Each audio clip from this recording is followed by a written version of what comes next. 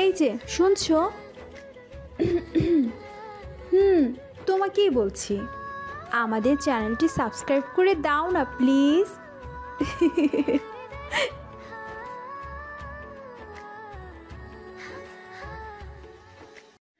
আমরা সবাই একসাথে ভিতরে যাব, কেউ যেন পালাতে না পারে। ঠিক আছে ম্যাম। সবাই একসাথে ভিতরে ঢুকলো। গিয়ে দেখলো আসামিরা সবাই বসে আছে। আরে দেখো কে এসেছে। কমিশনার ভয় পায় বলে একজন মেয়ে পুলিশ পাঠিয়েছে আমাদেরকে ধরতে। হাসতে থাক, আরো ভালো করে হাস, কারণ আজকের পর থেকে তোরা আর হাসতে পারবি না। ও মা, আমি অনেক ভয় পেয়ে গিয়েছি। এই নাও, আমাকে হাত করা পরিয়ে পুলিশ স্টেশনে নিয়ে চলো। তোকে তো পুলিশ স্টেশনে ধরে নিয়ে যাবই, আর ধর্ষণের জন্য তোর 14 গোষ্ঠীর জেলও হবে। 14 বছর না, 14 মিনিট তুই যদি আমাকে জেলে আটকে রাখতে পারিস তাহলে বুঝবো তোর ক্ষমতা আছে। চল তাহলে পুলিশ স্টেশনে। তারপর আকাশও তার বন্ধুদেরকে নিয়ে গিয়ে মেঘলা পুলিশ স্টেশনের লকআপে আটকে রাখলো। আর সাথে সাথে মেঘলার ফোনে একটা কল আসলো। ম্যাডাম, কলটা রিসিভ করেন, মনে হয় কমিশনার ফোন দিয়েছে। Hello sir. তুমি কি আকাশকে গ্রেপ্তার করেছো? জি স্যার। ছেড়ে দাও তাকে। হোয়াট? কি বলছেন স্যার? আপনি জানেন না স্যার, ওরা একটা মেয়েকে নির্মমভাবে নির্যাতন করেছে। মেয়েটাও তার বাবা এসে আজকে থানায় কমপ্লেন করেছে। আমি সব জানি। স্যার, আপনি সব জানেন, তাও আবার ওদেরকে ছেড়ে দিতে বলছেন? আকাশকে আটকে রাখার মতো তোমার কাছে কোনো প্রমাণ আছে? নেই, কিন্তু খুব তাড়াতাড়ি চলে আসবে। ওদেরকে ছেড়ে দাও। আমি পারবো না স্যার। তোমাকে যা করতে বলেছি তুমি তাই করো, তা না হলে আমি তোমাকে সাসপেন্ড করতে বাধ্য হব। তোমার কাছে মাত্র 14 মিনিট সময় আছে।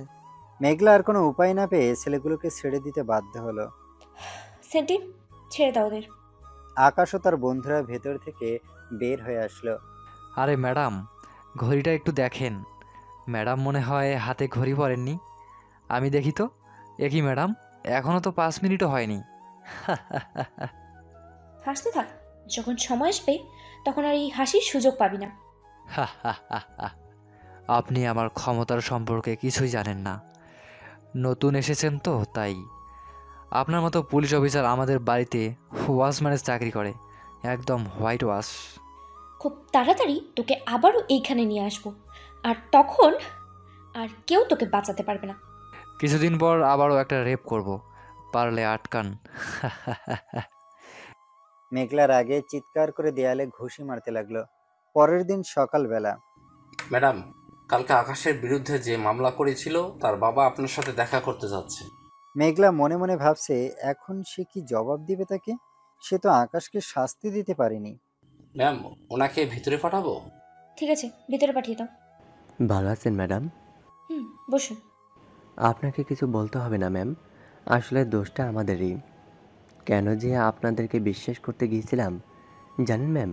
কালকে রাতে আকাশ ও তার বন্ধুরা আবার এসেছিল আমার বাসায়। এসে তারা আবারও আমার মেয়েকে তুলে নিয়ে গিয়েছে। হোয়াট? কি বলছেন এসব? আমি জানি এবার আর আমার মেয়েকে বাঁচিয়ে রাখবে না, আর আপনারাও তাদের কিছু করতে পারবেন না।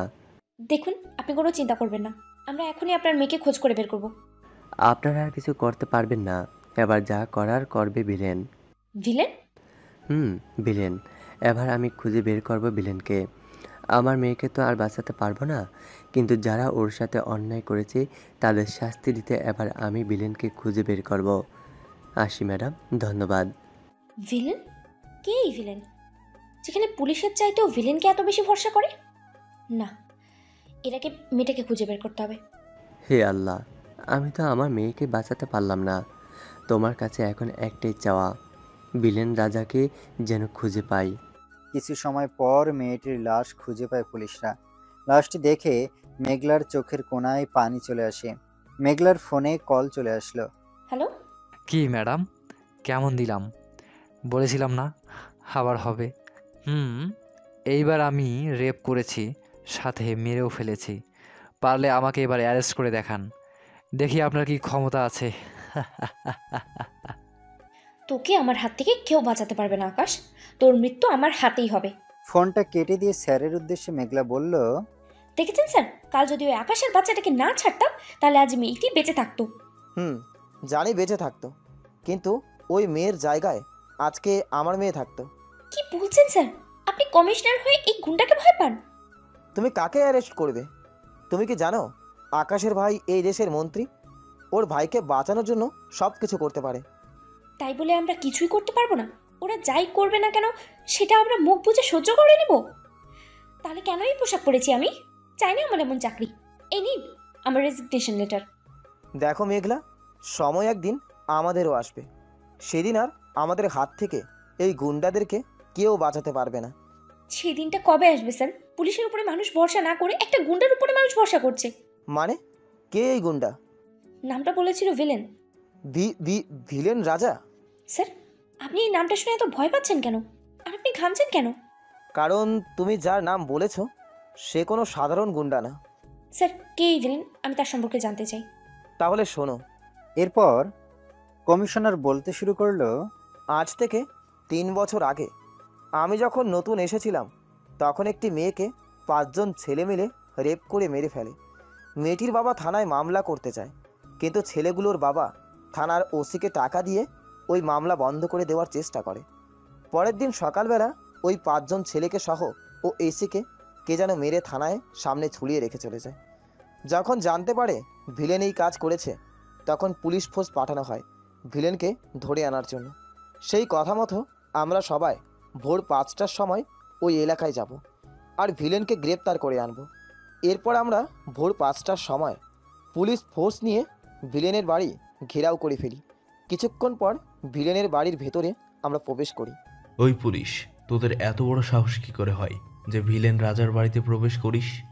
সাহসটা না হয় পরে দেখাবো, আগে বল ভিলেন কোথায়? ভাই নামাজ পড়তেছে, একটু দেরি করেন। একটু পর ভিলেন নিচে নেমে আসলো। কি হয়েছে স্যার এত সকালে আমার বাড়িতে? তোকে গ্রেপ্তার করতে এসেছি, চল আমাদের সাথে থানায়। থানা পর্যন্ত তো আর নিয়ে যেতে পারবেন না, রাস্তার মাঝপথে তো আবার নামিয়ে দিতে হবে আপনাদের, তাই না? সবাই তোকে ভয় পেলেও আমি তোকে ভয় করি না। ভাই কি বলছে এসব?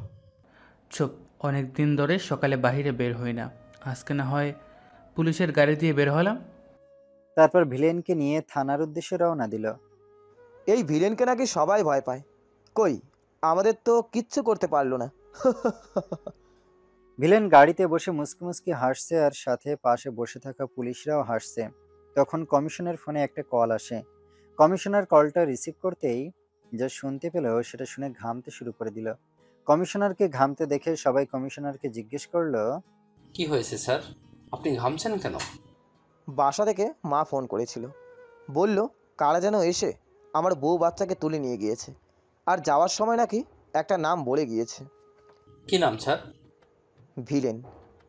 কথাটা শুনে স্যারের চোখে মুখে সবাই ভয় দেখতে পেল। সব পুলিশ তো ভিলেনের দিকে তাকালো। ভিলেন তখন অট্টহাসিতে হেসে যাচ্ছে। এক এক করে সবার ফোনেই কল আসতে লাগলো, আর কারো না কারো কেউ একজন কিডন্যাপ হয়েছে। আর যাওয়ার সময় সবাইকে একটা নাম বলে গিয়েছে, তা হলো ভিলেন। সব পুলিশ তখন ভয় পেতে লাগলো। স্যার বাইরে তাকিয়ে দেখেন। কমিশনার বাইরে তাকিয়ে দেখলো প্রায় 100 গাড়ি পুলিশের গাড়িকে ঘিরে সাথে করে যাচ্ছে। তখন সব অফিসাররা মিলে ভিলেনের কাছে গিয়ে মাপ চাইতে লাগলো। আমি বলেছিলাম না আপনারা আমাকে মাঝপথে নামিয়ে দিবেন, দেখলেন তো আমার কথাই সত্যি হলো। স্যার আমাদের ভুল হয়ে গিয়েছে, প্লিজ আমাদেরকে ক্ষমা করে দিন।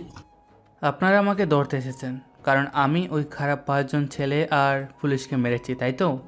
কিন্তু আপনারা এটা জানেন না যে ছেলেগুলো একটা মেয়ের স্বপ্ন, তার পরিবারের স্বপ্ন শেষ করে ফেলেছে।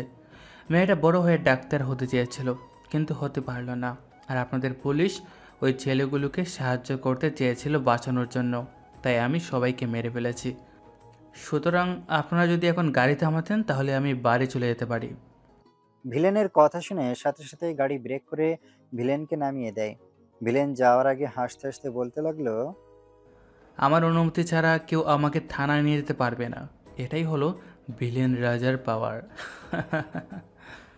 বর্তমান এই হলো ভিলেন রাজার পাওয়ার, যাকে থানায় পর্যন্ত আনতে পারতো না পুলিশরা। শুধু পুলিশ কমিশনার না, মন্ত্রীরা পর্যন্ত ভয় পেত ভিলেনকে। তবে পুলিশের চোখে সন্ত্রাসী হলেও সাধারণ মানুষের চোখে ভিলেন রাজা হচ্ছে হিরো। স্যার ভিলেন এখন কোথায়? জানি না, তবে সবাই এখনো বিশ্বাস করে ভিলেন বেঁচে আছে। ঠিক আছে স্যার, আমি ভিলেনকে খুঁজে বের করব।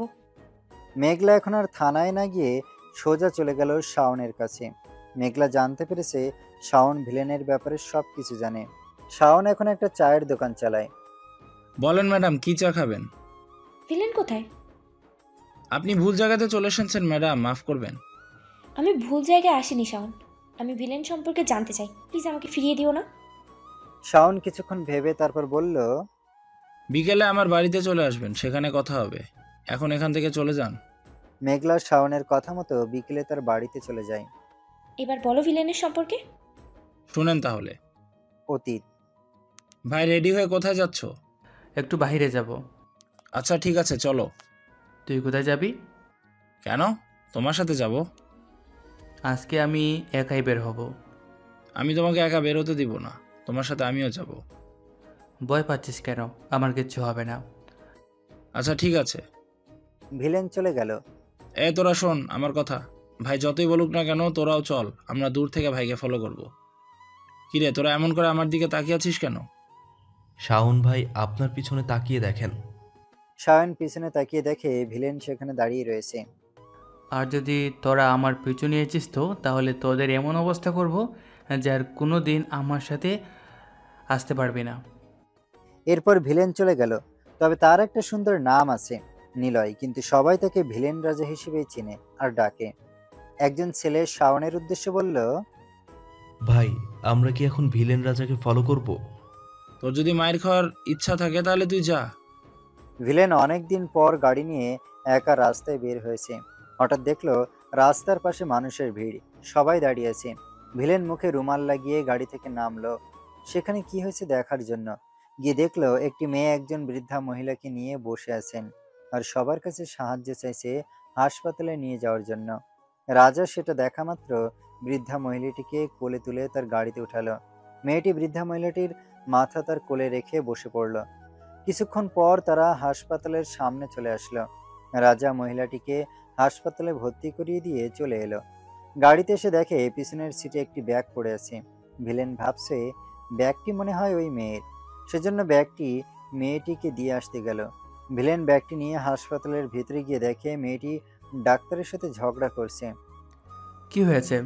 দেখুন না, ডাক্তার বলছে অপারেশন নাকি করবে না। ভিলেন ডাক্তারের উদ্দেশ্যে বলল, আপনি অপারেশন করবেন না কেন? আগে টাকা জমা দিন, তারপর অপারেশন হবে। আমি তো আপনাকে বললাম যে আমি টাকা জমা করে দেব, আপনি অপারেশন শুরু করুন। সরি, আগে টাকা জমা করুন, এরপর অপারেশন হবে। আমি নিচে গিয়ে টাকা জমা করে আসছি, আপনি অপারেশন থিয়েটারে যান। আচ্ছা ঠিক আছে, টাকা জমা করুন, 1 ঘন্টার মধ্যে অপারেশন শুরু হয়ে যাবে। আপনার হাতে মাত্র 5 মিনিট সময় আছে, এর মধ্যে আপনাকে অপারেশন শুরু করে দিতে হবে। তা না হলে? তাই না হলে তুই আমার কি করবি? তুই আমাকে চিনিস আমি কে? আমার এক ফোনে তোকে উপরে পাঠিয়ে দিতে পারি। আপনি অপারেশন করবেন কি না? এরই মধ্যে ভিলেন তার মুখের রুমাল খুলে ফেললো। ডাক্তার ভিলেনকে দেখা মাত্রই সাথে সাথে ভিলেনের পা জড়িয়ে ধরলো। কাকে যেন ফোন করবি বলেছিলি? তাই এখন ফোন কর, আমি অপেক্ষা করছি। ভুল হয়ে গিয়েছে আমার, আমি এখন অপারেশন শুরু করে দিচ্ছি। প্লিজ ভাই, আমাকে ক্ষমা করে দিন। তাড়াতাড়ি যা, তা না হলে তোর অপারেশন এখন আমি শুরু করে দেব। ভিলেনের মুখ থেকে কথাটা শুনতে দেরি, ডাক্তার অপারেশন থিয়েটারে দৌড় দিতে দেরি হলো না। মেয়েটি তো তা দেখে অবাকের শেষ পর্যায়ে চলে গেল। বাহ, আপনার চেহারা দেখে ডাক্তার ভয় পেয়ে গেল। আচ্ছা, আপনার নাম কি? আমার নাম নিলয়, তবে সবাই আমাকে রাজা নামে চেনে। আর এই নিন আমার ভিজিটিং কার্ড, যদি এরপর ডাক্তার কোনো সমস্যা করে তাহলে আমাকে কল দেবেন। মেয়েটা কার্ডটা হাতে নিয়ে মনে মনে ভাবছে, এই কেমন ছেলে, হাতটা পর্যন্ত মেলালো না। আমার মতো এমন একটা সুন্দর মেয়েকে পাত্তা না দিয়ে কি ভাবটা না ধরে চলে গেল। রাগে মেয়েটি কার্ডটি ছিঁড়ে টুকরো টুকরো করে ফেলল। আমার নাম লীলা, আমি আবার কারো অ্যাটিটিউড সহ্য করতে পারি না। ভিলেন ওই দিনের মতো অনেক ঘোরাঘুরি করে বাসায় ফিরে গেল। বিকেলে ভিলেন আর শাওন দুইজন মিলে একটা চায়ের দোকানে চলে গেল চা খেতে। চাচা আমাদের চা দাও। চাচার মেয়ে দোকানের ভেতর থেকে এক গ্লাস পানি নিয়ে ভিলেনের হাতে দিয়ে বলল, এই নাও ভাইয়া পানি। কিরে, তুই আবার দোকানে এসেছিস? তোকে বলেছিলাম না কখনো দোকানে আসবে না, মনোযোগ দিয়ে পড়াশোনা করবি। আর মনে হয় ওকে পড়াশোনা করাতে পারবো না। এসব কি বলছেন চাচা? আমি তো আগেও বলছি যদি ওর পড়াশোনার জন্য টাকার প্রয়োজন হয় আমাকে বলবেন, আমি সব টাকা দেব। টাকা নিয়ে কোনো সমস্যা নেই বাবা। তাহলে আবার কি সমস্যা? তুমি জানো ওর রেজাল্ট কত ভালো। শুন দিদি, কালকে থেকে তুই আবারও কলেজে যাবি।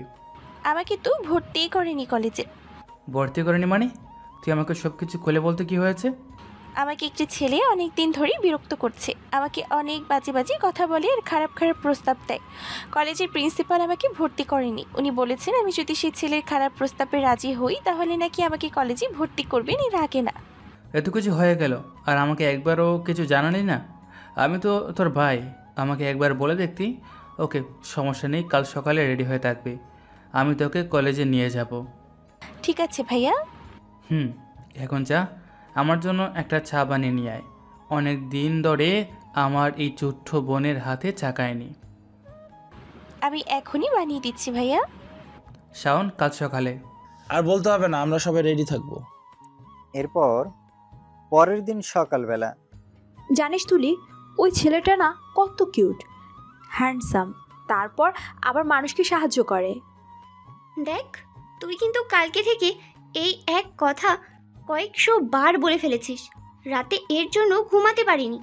আজকে কলেজে একটু শান্তি মতো থাকতে দে বোন। তুইও যদি একবার ছেলেটাকে দেখতে পারতি তাহলে নিশ্চিত প্রেমে পড়ে যেতে। আমার প্রেমে পড়তে হবে না, তোর প্রেম তুই বেশি করে কর। তখন কলেজের ভেতরে 8টা গাড়ি ঢুকলো। এই দেখ দেখ তুলি, আজকে মনে হয় কোনো বড় লোকের ছেলে কলেজে এসেছে। বড় লোকদের এই একটাই অভ্যেস, এত গাড়ি নিয়ে কলেজে আসা লাগে নাকি? তুইও নিয়ে আয় না, তোকে বারণ করেছে কে? একটু পর গাড়ি থেকে ভিলেন ও তার ছেলেরা গাড়ির ভিতর থেকে নামলো। তুলি দেখ দেখ, ওইটাই হলো কালকের ছেলেটা। তুই আর পৃথিবীতে কোনো ছেলে খুঁজে পেলি না? একেই তোর ভালো লাগলো? দেখলি তো, তুইও প্রথম দেখায় তার প্রেমে পড়ে গেলি, কিন্তু এখন আর কোনো চান্স নেই তোর। সো তুই ওর দিকে একদম নজর দিবি না। এই ছেলের নাম জানিস তুই? কি যেন বলেছিল তখন, মনে নেই। তুই জানিস নাকি তার নাম? জেনে থাকলে বল না প্লিজ। ভিলেন রাজা, নাম শুনেছিস? এই নাম তো সবাই শুনেছে, শহরের বড় মাফিয়া কিং, কিন্তু কেন বলতো? এই হলো সেই ভিলেন রাজা। দেখ, আমার সাথে মোটেও মজা করবি না। তোর আমার কথা বিশ্বাস হচ্ছে না তো? তাহলে দেখতে থাক, একটু পরেই সেটা বুঝতে পারবি। ওই যে দেখ ভালো করে, ভিলেন যার যার সামনে দিয়ে যাচ্ছে সবাই ভিলেনকে সালাম দিচ্ছে। কত সম্মান করে, তাই না? সম্মান নয়, বল সবাই তাকে ভয় পায়। এখনো কি প্রেম করার ইচ্ছা আছে? তুই গিয়ে প্রেম কর, আমার এখন পড়াশোনা করার সময়। ভিলেন সোজা চলে গেল প্রিন্সিপালের রুমে। আসতে পারি স্যার? আরে ভাই আসেন আসেন, বসুন চেয়ারে। আমি আমার বোনকে ভর্তি করে দিয়ে এসেছি স্যার। আপনার আসার কি দরকার ছিল? আমি নিজে গিয়ে আপনার বোনকে ভর্তি করিয়ে দিয়ে আসতাম। কিন্তু সে তো আর আগেও একবার ভর্তি হওয়ার জন্য এসেছিল, তখন আপনি ওকে কি বলেছিলেন? আসলে স্যার। তিথি, তুই একটু বাইরে গিয়ে দাঁড়া। ভিলেনের কথা অনুযায়ী তিথি গিয়ে বাইরে দাঁড়ালো। আপনাদের মধ্যে কিছু নিচু জাতের লোকের জন্য কলেজের দুর্নাম হয়। কথাটা বলেই ভিলেন প্রিন্সিপালের গালে ঠাস ঠাস করে কয়েকটা চড় বসিয়ে দিল। আপনাদের মতো লোকদের এই সমাজে বেঁচে থাকার কোনো দরকার নেই। প্রিন্সিপাল ভিলেনের পা জড়িয়ে ধরে বলল, স্যার আমার ভুল হয়ে গিয়েছে, আমাকে এবারের মতো ক্ষমা করে দিন, আর জীবনেও কোনো মেয়ের সাথে খারাপ ব্যবহার করব না। ঠিক আছে, এবারের মতো ছেড়ে দিলাম, তবে নেক্সট টাইম আর কোনো সুযোগ পাবে না। এখন আমার বোনের ভর্তিটা তাড়াতাড়ি করুন। স্যার আপনার বোনের ভর্তি হয়ে গিয়েছে। একটু পর ভিলেন রুম থেকে বেরিয়ে আসলো। চল দিদি, তোকে তোর ক্লাসে নিয়ে যাই, তোর ভর্তি হয়ে গিয়েছে। এরপর তিথিকে নিয়ে ক্লাসে গেল। ক্লাসের ভেতরে প্রবেশ করে ভিলেন সব স্টুডেন্টদের উদ্দেশ্যে বলল, সব স্টুডেন্টরা সবাই মনোযোগ দিয়ে শুনে রাখো। তিথি হলো আমার বোন, ওর সাথে কেউ খারাপ ব্যবহার করবে না। আর তিথি যদি কোনো ভুল কাজ করে তাহলে স্যারের কাছে বলবে। তিথি যা ক্লাসের ভিতরে মনোযোগ দিয়ে পড়াশোনা করবে। অন্যদিকে তিথিকে যে ছেলে বিরক্ত করেছিল তাকে ভিলেনের লোকজন মেরে অবস্থা 12টা বাজিয়ে দিয়েছে। তুই ছাত্র বলে বেঁচে গিয়েছিস, এরপর যদি তুই আর কোনো মেয়েকে বিরক্ত করছিস তাহলে তোকে জানে মেরে ফেলবো। এরপর ভিলেনও তার লোকজন গাড়ি নিয়ে কলেজ থেকে বের হয়ে গেল। নীলা গিয়ে তিথির বেঞ্চে বসে পড়ল। এরপর তিথিকে বলল, আই, এই ছেলেটি কি তোমার সত্যিকারের ভাই? কেন? না মানে তোমার ভাইয়ের সাথে তোমার চেহারার কোনো মিল নেই। উনি আমার আপন ভাইরা, তবে আমাকে আপন বোনের থেকেও অনেক বেশি ভালোবাসে এবং আমি নিজেও আমার নিজের ভাইয়ের মতোই ভালোবাসি। তোমার ভাই তো একটা গুন্ডা, তাই না? আর তোমার ভাইকে দেখে তো সবাই ভয় পায়। পুলিশের চোখে আমরা ভাইয়া হয়তো গুন্ডা, কিন্তু আমাদের এলাকার সব মানুষের হৃদয় থাকে আমার ভাইয়া। সবাই আমার ভাইয়াকে ভালোবাসে। আচ্ছা, তোমার ভাইয়া কি প্রেম করেন? আমার ভাইয়া সব মেয়েকেই নিজের বোনের চোখে দেখেন। এভাবেই চলতে থাকে কিছুদিন। নীলা তিথির কাছ থেকে ভিলেনের সব বিষয়ে খোঁজ খবর নিত। ভিলেনের ব্যাপারে যত শুনছে ততই তার প্রেমে পড়ে যাচ্ছে নীলা। এমনই একদিন নীলা আর তিথি কথা বলছে। আমার সাথে তুই আজকে চল, ভাইয়ার সাথে তোর সাক্ষাৎ করিয়ে দেব। তোর ভাইয়া আবার রাগ করবে না তো? আরে রাগ কেন করবে? আর ভাইয়া যদি রাগ করে তাহলে বলবো তুই আমার বন্ধু, তাহলে আর তোকে কিছু বলবে না। ঠিক আছে, তাহলে চল। কিছু সময় পর নীলা আর তিথি ভিলেনের বাড়িতে চলে আসলো। এটাই হলো আমার ভাইয়ার বাড়ি, অনেক সুন্দর আর বড়, তাই না? নীলা মনে মনে ভাবছে, শ্বশুর বাড়িটা তো অনেক পছন্দ হয়েছে, এখন শুধু জামাইটাকে পটাতে পারলেই হলো। এরপর তারা দুজন ভেতরে গিয়ে দেখলো ভিলেন টেবিলে বসে খাবার খাচ্ছে। কেমন আছিস তিথি? ভালো আছি ভাইয়া, আর তুমি কেমন আছো? ভালো। আপনাকে একটা কথা বলার ছিল। কি কথা বলবে বলো? দেখেন, আমি ঘুরিয়ে ফিরিয়ে কথা বলতে পছন্দ করি না, তাই যা বলার সোজা সাপটা বলছি। বলো। I love you. আমি আপনার সাথে প্রেম করতে চাই। কথাটা শোনার সাথে সাথে ভিলেনের গলায় খাবার আটকে যায়। নীলা দৌড়ে গিয়ে ভিলেনকে পানি খাওয়াতে থাকে। এই মেয়ে, তোমার কি মাথা ঠিক আছে? তুমি আমাকে চেনো আর আমার সম্পর্কে কতটুকুই বা জানো? দেখেন, আমি আপনাকে ভালো করে চিনি। আপনি হলেন একটা গুন্ডা, আর আপনাকে সবাই ভয় পায়। আর সব থেকে মজার ব্যাপার হলো, আপনার সাথে আমি প্রেম করলে আমার দিকে কেউ চোখ তুলে তাকানোর সাহসও পাবে না। আমাকে দেখে তোমার ভয় করে না? সবাই ভয় পেলেও আমি মোটেও ভয় পাই না, কারণ ভালোবাসার মানুষকে ভয় পেতে নেই, বরং ভালোবাসা দিয়ে আরও কাছে টেনে এনে সব ভয় দূর করে নিতে হয়। এই শাওন মেয়েটিকে বাইরে ফেলে দিয়ে তো। বাড়ির বাহিরে তো ফেলে দিতে পারেন, কিন্তু আমার মনের বাড়ি থেকে কেমন করে আপনি পালিয়ে যাবেন? শাওন, দাঁড়িয়ে কি দেখছিস? তোকে আমি কি বললাম? ভাই আমি তো কিছু দেখছি না, শুধু শুনছি। এবার নিলয় শাওনের দিকে চোখ বড় করে তাকালো। শাওন ভয় পেয়ে গেল। চলেন ভাবি তাড়াতাড়ি, তা না হলে ভাই অনেক রাগ করবে। ওই তোরা বাড়ি মেয়ে কবে থেকে বাবি হয়ে গেল? হ্যাঁ, ওইটা আপনি বুঝবেন না, এটা ভাবির প্রতি দেবরের ভালোবাসার টান। দাঁড়া, তিনজনেরই ভালোবাসা বের করছি আমি। কথাটা শোনা মাত্র তিথি, নীলা আর শাওন সেখানে এক মুহূর্ত না দাঁড়িয়ে সবাই চম্পট। ভিলেন একা একা ভাবছে, পুরো শহরের মানুষ আমার নাম শুনলে থরথর করে কাঁপে, আর এই মেয়ে তো দেখছি তার উল্টো, আমাকে থেকে একদমই ভয় পেল না। মনে তো হয় এই মেয়ে আমার থেকেও ডেঞ্জারাস। বাইরে এসে তিথি নীলাকে বলল, এই নীলা, তুই ভাইয়ার সাথে এভাবে কেন কথা বলি? হ্যাঁ, বলবো না তো কি করব? তোর ভাইয়াকে সবার মতো আমিও কি ভয় পাবো নাকি? কখনোই না। আপনি তাহলে সত্যিই আমার ভাইকে ভালোবাসবেন? শুধু কি ভালোবাসবো নাকি, তোমার ভাইকে আমি সময় হলে বিয়েও করে নেব। তুমি সেটা দেখে নিও। আজকের মতো চলে যাচ্ছি, তবে তোমার ভাইকে বলে দিও কালকে আমি আবার আসবো। চল তিথি। এরপর নীলা আর তিথি চলে গেল।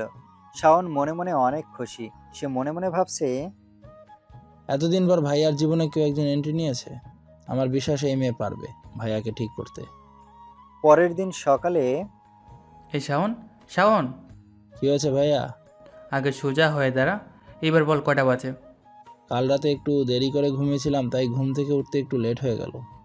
তোরা সবাই মিলে আজকে এতিমখানা আর বৃদ্ধাশ্রমে যাবে, গিয়ে খাবার, জামা কাপড় আর টাকা দিয়ে আসবি। তুমি যাবে না আমাদের সাথে? না। ও আচ্ছা, বুঝে গিয়েছি আমি। কি বুঝলি? আজকে আবার যদি ভাবি আসতে চায়। কি বললি? কিছু না ভাই, আমি তাহলে গেলাম। তারপর শাওন আর বাকি সবাই চলে গেল। একটু পরে ভিলেনের ফোনে একটা কল চলে আসলো। হ্যালো। ভাই, আমাদের এলাকায় সরকারি লোকজন এসে আমাদের বাড়িঘর সব ভেঙে দিয়েছে। আমি এখনই আসতেছি। এরপর ভিলেন গাড়ি নিয়ে তাড়াতাড়ি করে সেখানে চলে গেল। অফিসার, এগুলোর মানে কি? এখনই এগুলো সব বন্ধ করেন। ভিলেনের কথা মতো অফিসের সবাইকে কাজ বন্ধ করতে বলল। স্যার, আমরা কোর্ট থেকে অনুমতি নিয়ে এখানে এসেছি। এই দেখেন সব কাগজপত্র। ভিলেন কাগজগুলো হাতে নিয়ে দেখতে লাগলো। এরা সবাই ব্যাংক থেকে টাকা নিয়ে ঘরবাড়ি করেছে, কিন্তু টাকা সময় মতো না দেওয়ার কারণে আমরা এই জায়গাটা কোর্ট থেকে অনুমতি নিয়ে দখল করতে এসেছি। ভিলেন এলাকাবাসীর উদ্দেশ্যে বলল, এরা যা যা বলছে সব কি সত্যি? ভিলেনের কথা শুনে সবাই মাথা নিচু করে দাঁড়িয়ে রয়েছে। ভিলেনের আর বুঝতে বাকি রইল না তারা যা বলছে সব সত্য কথাই বলেছে। অফিসার, যদি টাকা আমি এখন দিয়ে দিই তাহলে? আপনি যদি আমাদের পাওনা টাকাটা দিয়ে দেন তাহলে আমরা এই জায়গাটা আপনাকে দিয়ে দিব। ঠিক আছে। এরপর ভিলেন শাওনকে ফোন করে বলল, শাওন, আমি তোদেরকে একটা ঠিকানা দিচ্ছি, তোরা সবাই মিলে সেখানে চলে আয়। কিছুক্ষণের মধ্যেই সবাই চলে আসলো। ভাই কি হয়েছে? এই অফিসারদের পাওয়া টাকাটা তুই পরিশোধ করে দে। আপনারা যান, আমি বিকালে গিয়ে আপনাদের পাওনা টাকাটা দিয়ে আসবো। তারপর সব অফিসাররা সেখান থেকে চলে গেল। এরপর এলাকাবাসী সবাই বলতে লাগলো, তুমি সত্যি অনেক মহান। আমি জানি না মানুষজন কেন তোমাকে ভিলেন বলে। আসলে তুমি হলে আমাদের হিরো। শাওন, বলো ভাইয়া। এইসব বাড়ি আগুন দিয়ে জ্বালিয়ে দে। ভাইয়া কি বলছো? যা বলছি তাই কর। তারপর ভিলেনের লোকেরা সব বাড়িতে আগুন ধরিয়ে দিল। এরপর এলাকাবাসী আবারও বলল, তোকে আমরা একটু আগে হিরো বলেছিলাম। আসলে তুই হিরো না, তুই সত্যি একটা ভিলেন। আমরা তোকে আসতে বলেছিলাম আমাদের সাহায্য করে দেওয়ার জন্য, কিন্তু তুই আমাদের আরো ক্ষতি করে দিয়ে গেলি। সব জায়গা নিজের করে নিলি, আর আমাদের বাড়িতে আগুনও ধরিয়ে দিলি। তোর কখনো ভালো হবে না। তোকে অভিশাপ দিচ্ছি, তোর মৃত্যু রাস্তার কুকুরের মতোই হবে। সবাই কান্না করতে করতে কথাগুলো বলল। ভিলেনের এমন কাণ্ড দেখে তার লোকজনও মাথা নিচু করে দাঁড়িয়ে আছে, আর ভিলেন মাথা উঁচু করে সব বাড়ি পুড়তে দেখছে। এরপর ভিলেন ও তার লোকজন সেখান থেকে চলে আসে। বাড়িতে এসে শাওন ভিলেনকে বলল, ভাই একটা কথা বলবো। এরপর বল, কি কথা বলবি? যখন তোমাকে ওরা খারাপ খারাপ কথা বলছিল তখন তুমি ওদের সত্যি কথাটা বললে না কেন? আমি কারো কাছে কখনো হিরো হতে চাই না, তাই। আর ওখানে কালকে থেকে যেন বাড়ি বানানোর কাজ শুরু হয়ে যায়, আর ব্যাংক থেকে সব দলিলপত্র ওদের কাছে দিয়ে আসবে। ঠিক আছে ভাই। শাওন, বাড়িতে কাজের লোক রেখেছিস নাকি? না তো। কেন ভাইয়া? তাহলে রান্নাঘর থেকে এত সুন্দর খাবারের বাসনা আসছে কেন? আমি গিয়ে দেখে আসি। একটু পর শাওন ফিরে আসে, তবে তার চেহারাতে মুসকি মুসকি হাসি ফুটে উঠছে। কে রে, তুই এমন মুসকি মুসকি হাসতেছিস কেন? তুমি রান্নাঘরে গিয়ে দেখেও কে এসেছে, গেলেই বুঝতে পারবে। এরপর ভিলেন রান্নাঘরে গেল। রান্নাঘরে গিয়েই তো ভিলেন অবাক। এই মেয়ে, তুমি এখানে কি করো? বারে, দেখতে পারছো না তোমার জন্য আমি রান্না করছি? যদি নিজের ভালো চাও তো এখনই আমার বাড়ি থেকে চলে যাও। তোমাকে খাবার খাইয়ে এরপর আমি চলে যাব। দেখো, তোমাকে দেখার জন্যই তো আমি আসলাম। ভালোভাবে বলছি, এখান থেকে চলে যাও। তুমি শুধু আমার ভালো দিকটা দেখছো, খারাপ দিকটা কিন্তু এখনও দেখো নাই। আচ্ছা, দেখাও তো দেখি তুমি কেমন খারাপটা করতে পারো। কথাটা বলেই নীলা নিলয়ের সামনে এক পা এগিয়ে গেল। এই এই তোমার সাহস! আমি এক পা সামনে আগাতেই তুমি দু পা পিছিয়ে নিলে। এই শাওন, শাওন! ওই, সব সময় শুধু শাওন শাওন করো কেন? আমি তোমাকে মোটেও ভয় পাই না, তাহলে শাওনকে কিভাবে ভয় পাবো বলো? ভিলেন মনে মনে ভাবছে, তাই তো, এই মেয়ে তো আমাকে ভয়ই পায় না, তাহলে শাওনকে কিভাবে ভয় পাবে? ভাইয়া আমাকে কি কারণে ডাকলে আবার? চাচিকে ডেকে নিয়ে আয়। ঠিক আছে ভাইয়া। একটু পর চাচি চলে আসলো। কি হয়েছে নিলয়, আজকে হঠাৎ করে ডাক দিলি যে? আসসালামু আলাইকুম চাচি আম্মা। ওয়ালাইকুম আসসালাম। থাক মা, বেঁচে থাকো। তো তোমাকে ঠিক চিনতে পারলাম না, কে তুমি মা? আপদ, চিনি না জানি না, হুট করে বাড়িতে ঢুকে পড়েছে। আমি তো মেয়েদের গায়ে টাচও করি না, তাই তোমাকে আসতে বললাম। এই মেয়েকে গলা ধাক্কা দিয়ে বাড়ি থেকে বের করে দাও। মিথ্যা কথা বলছে চাচি আম্মা, আমার সাথে অনেক দিন ধরে প্রেম করে আসছে। এখন আমি বিয়ে করার জন্য কথা বলাতে আমাকে চিনতেই পারছে না। হিমি, এসব তুমি কি বলছো? আমি তো তোমাকে ভালো করে চিনি না। আমি তো আগেই সন্দেহ করেছিলাম, তার জন্য বিয়ের কথা বললেই সব সময় এড়িয়ে যেত। থাক মা, তুমি আর কান্না করো না। নীলা তখন ভিলেনকে চোখ মারলো আর ইশারায় বুঝালো অভিনয়টা কেমন হয়েছে। চাচি, তুমি এখন যাও, পরে এসো। এটা কি হলো? চাচিকে আবার পাঠিয়ে দিল কেন? দেখো, আমি শেষবারের মতন বলছি, এখান থেকে চলে যাও। তা না হলে এখন আমার রাগটা কিন্তু তুমি দেখতে পারবে। ঠিক আছে, আমি চলে যাব। তবে আমি যা রান্না করেছি সেটা আগে খেয়ে নাও। তোমার খাওয়া শেষ হলে আমি চলে যাব। মহা মুসিবতে পড়লাম তো। এই মেয়ে তো কিছুতেই যাচ্ছে না। খাবারের মনে হয় বিষ আছে, তাই হয়তো এত করে খেতে বলছো। বলা তো যায় না, আমার তো আবার অনেক শত্রু। নীলা কিছুক্ষণ নিলয়ের দিলে অদ্ভুত দৃষ্টিতে তাকিয়ে থাকলো। তারপর নিজেই একটা প্লেট নিয়ে প্রতিটা খাবার থেকে অল্প অল্প করে খাবার নিয়ে খেতে শুরু করলো। যদি 5 মিনিটের মধ্যে আমার কিছু হয় তাহলে বুঝবে আমি খাবারে বিষ মিশিয়েছি। আর যদি আমার কিছু না হয় তাহলে তোমাকে সব খাবার খেতে হবে। ও আচ্ছা, তাহলে আমাকে খাবার খেয়ে মারার ধান্দা? এতগুলো খাবার একটা মানুষ তো খেলে এমনিতেই মরে যাবে। নীলা এবার রেগে গেল। চোখ, মুখ, নাক সব মরিচের মতো লাল হয়ে গিয়েছে। নীলার অবস্থা দেখে নিলয়ের একটু হাসি পেল। তারপর ভিলেন আর কিছু না বলে টেবিলে বসে খেতে শুরু করলো। নীলা এটা দেখে মুচকে একটা হাসি দিল। তা কেমন হয়েছে আমার রান্না? একদম বাজে খাবার হয়েছে। এগুলো কি মানুষ খেতে পারে নাকি? নীলা এবার মন খারাপ করে দাঁড়িয়ে রইল। ভিলেন খাবার শেষ করে বলল, রান্নাটা সত্যি বলতে ভালোই হয়েছে। ধন্যবাদ। এখন তাড়াতাড়ি বিদায় হও। তুমি বললো এখন আর আমি এখানে থাকবোই না। এরপর নীলা সবকিছু গুছিয়ে রেখে চলে গেল। ভাইয়া, আজকে তোমার পরিবার ও তোমার শত্রুরা ওসমান ভাইয়ের পার্টিতে আসবে, আমাদেরও ইনভাইট করেছে। ঠিক আছে, আমিও যাব। আর আমাকে মারার জন্য তারা কি প্ল্যান করেছে সেটাও জানতে হবে। ঠিক আছে ভাইয়া। ভিলেনের পরিবারে দাদি, বাবা, মা, কাকা, কাকি আর নিলয়ের আপন এক ভাই ও চাচাতো এক ভাই ও বোন আছে। নিলয়ের আরেক ভাই ছিল যাকে নিলয় নিজের হাতেই মেরে ফেলেছে। 3 ভাইয়ের মধ্যে নিলয় সবার ছোট। নিলয়ের বড় ভাই বিয়ে করেছে। সন্ধ্যায় ভিলেন ও তার লোকজন পার্টিতে চলে যায়। আসসালামু আলাইকুম ভাইয়া, কেমন আছেন? ওয়ালাইকুম আসসালাম, আলহামদুলিল্লাহ ভালো আছি। তা পার্টি কি উপলক্ষে দেওয়া হয়েছে? আজকে আমার মেয়েটার জন্মদিন, তাই একটু ছোটোখাটো আয়োজন করলাম। ভাইয়া, ভিতরে এসে বসেন। ভিলেন ভেতরে গিয়ে বসে পড়ল। একটু পর নিলয়ের পরিবারের সবাই চলে আসে। ভাইয়া, আপনার পরিবারের সবাই এসে গিয়েছে। নিলয় পিছনে ফিরে আবারও সামনের দিকে তাকালো। একটু পর নিলয় দেখলো তমা এক জায়গায় দাঁড়িয়ে আছে, তাই সেও সেখানে গেল। শুনলাম তুই নাকি শামীমকে বিয়ে করেছিস। আমি কাকে বিয়ে করলাম আর না করলাম সেটা শোনার আপনি কে? ভুল করছিস তুই, শামীম ভালো ছেলে না। ভাইয়া, ভাইয়া। একটু পর সেখানে আরমানও চলে আসলো। কি হয়েছে তোমা? এই ছেলেটা আমাকে বিরক্ত করছে। এ কথা শোনা মাত্র আরমান ভিলেনের মাথায় বন্দুক ঠেকিয়ে বলল, তোকে চাইলে আমি এখনই মেরে ফেলতে পারি, কিন্তু আমি চাই না তোকে আমার পরিবারের সামনে মারি। বাঁচতে চাইলে এখনই এখান থেকে চলে যা। ভিলেন মুচকি হেসে বলল, এত সহজ ভিলেনকে মারা?